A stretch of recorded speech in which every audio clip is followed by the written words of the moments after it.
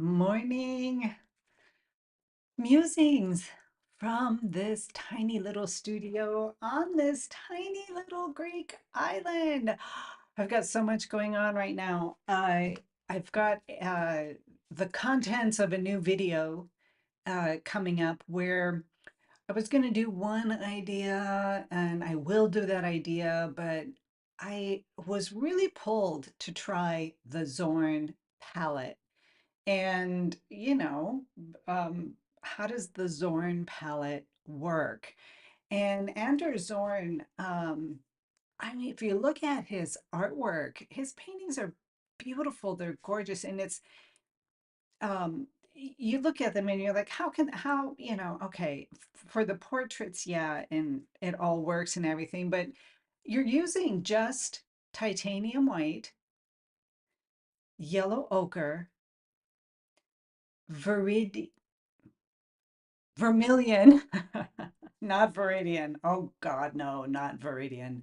Vermilion red, ivory black, and that's it.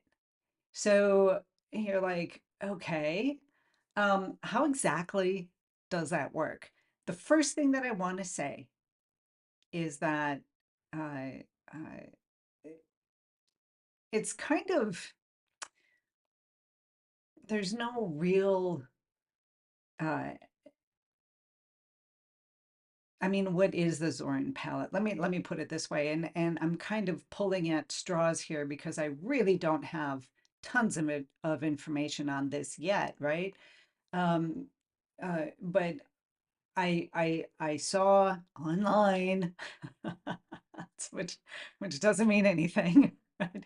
Doesn't mean anything until you actually go in and check your sources and what you're reading and who said it, and you know, there's some work to be done, but I have come across this a few times in a few different art channels here on YouTube as well, that are saying that, we call it a Zorn palette, but um, maybe it's not valid. Maybe it's not 100%, valid. So what do I think about that, right? Did Anders Zorn use specifically these four colors and nothing else? That would be your classic Zorn palette, right? If in fact he used these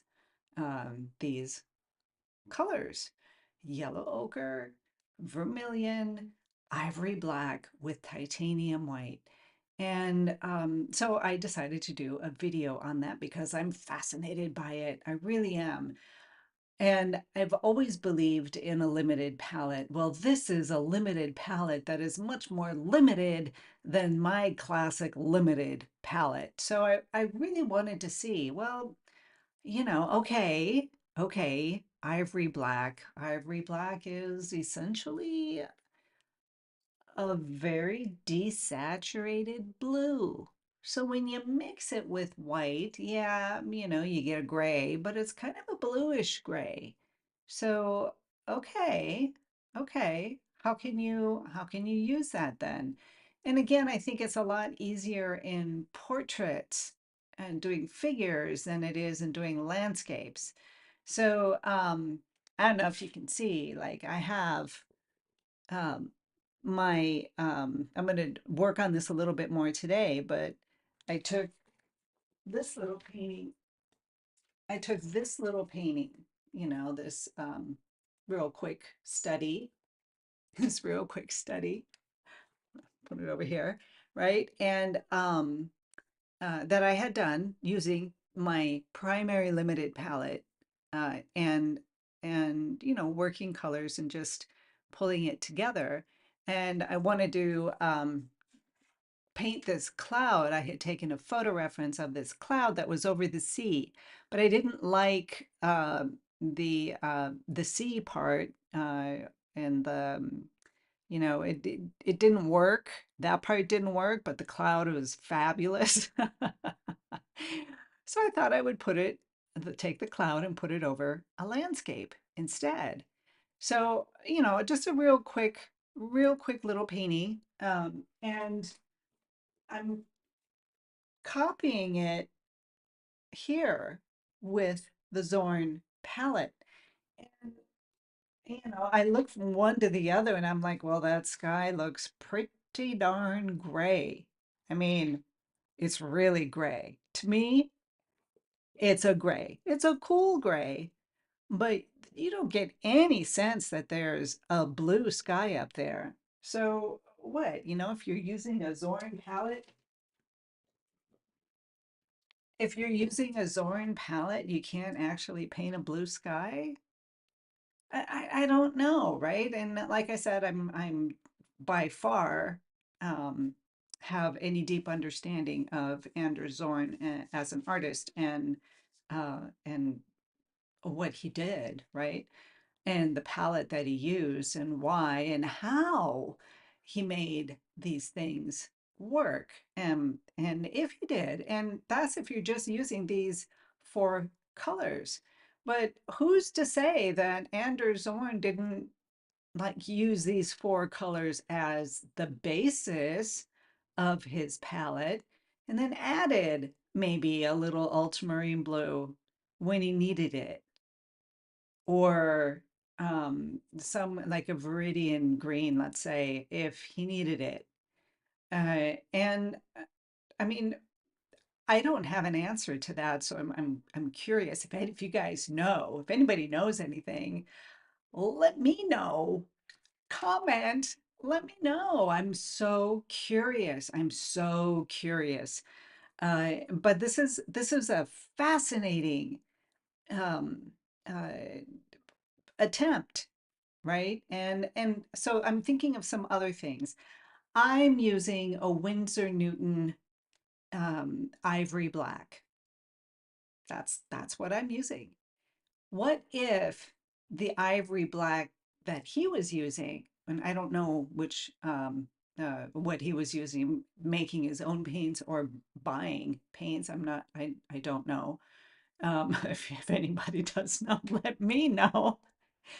But perhaps his ivory black was just a little bit bluer than the Winsor Newton, because if you look at colors, the different hues among different brands, they're all kind of different.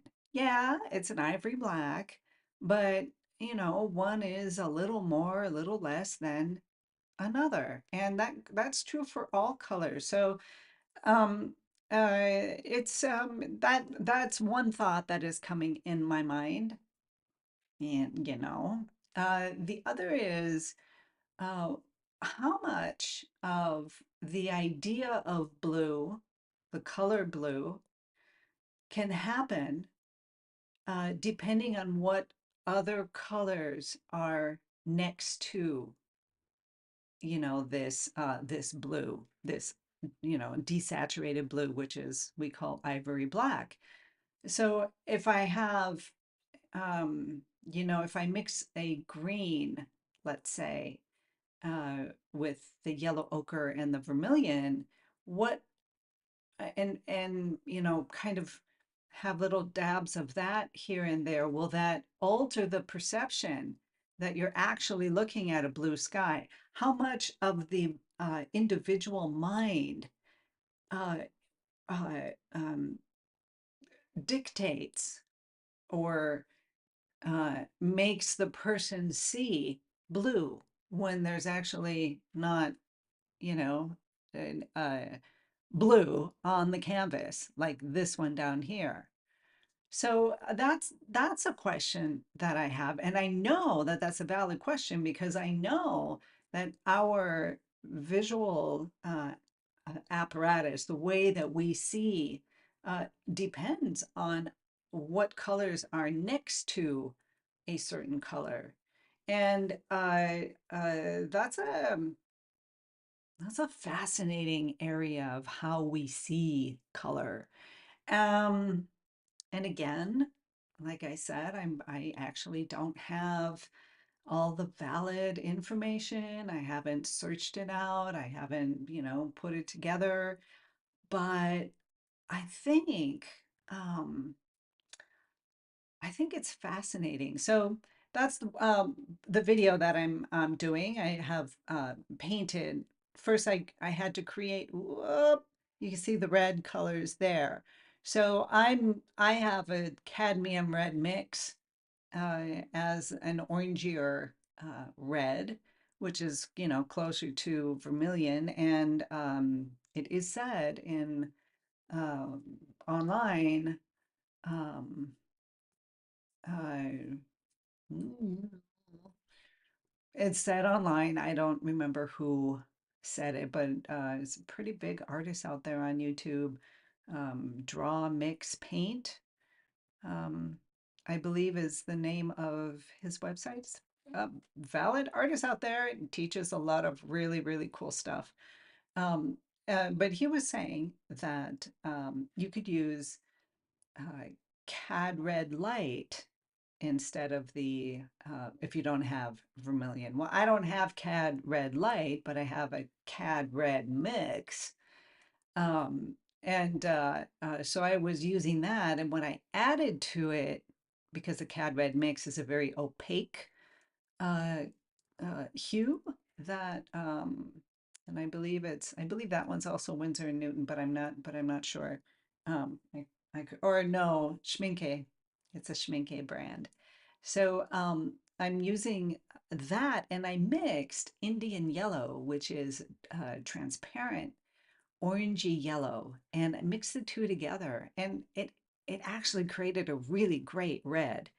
Um, Close enough to vermilion, made it semi-opaque. It's not transparent, but it's semi halfway there. So I, you know, created these colors, and that's also in this my upcoming YouTube video that I will be uploading today finally. So it's just fascinating. It really is fascinating to me. Um, but I look at it this morning, I'm like, no, I mean that's just gray. It just feels it's a bluish gray, but there's no blue. It's not a blue sky. And so, you know, what do you do if I add a little bit of ultramarine blue? What will happen? Will I create without covering the entire sky area using little dabs of ultramarine blue or cerulean blue or something, right? To just, if I have little dabs here and there, will that create the effect of a blue sky or not? Uh, can I work with maybe adding uh, colors, little dabs of colors that are next to the this grayed down, desaturated blue sky? And will if you, when you look at the painting, will you actually see blue? I'm not saying you're going to see it as bright as my original painting with the classic limited palette, right, which is using ultramarine blue here. But maybe it will create the effect of seeing. So I don't know. If you guys know, I would love to hear about it. So that's what's going on in the studio today. I've got a video editing to do as soon as I finish with all the extras, you know, the intro and the outro and little bits of information that I still need to add. And that should be up later on today. With that, you guys be inspired, be creative, be you. Have a gorgeous day today. Take care.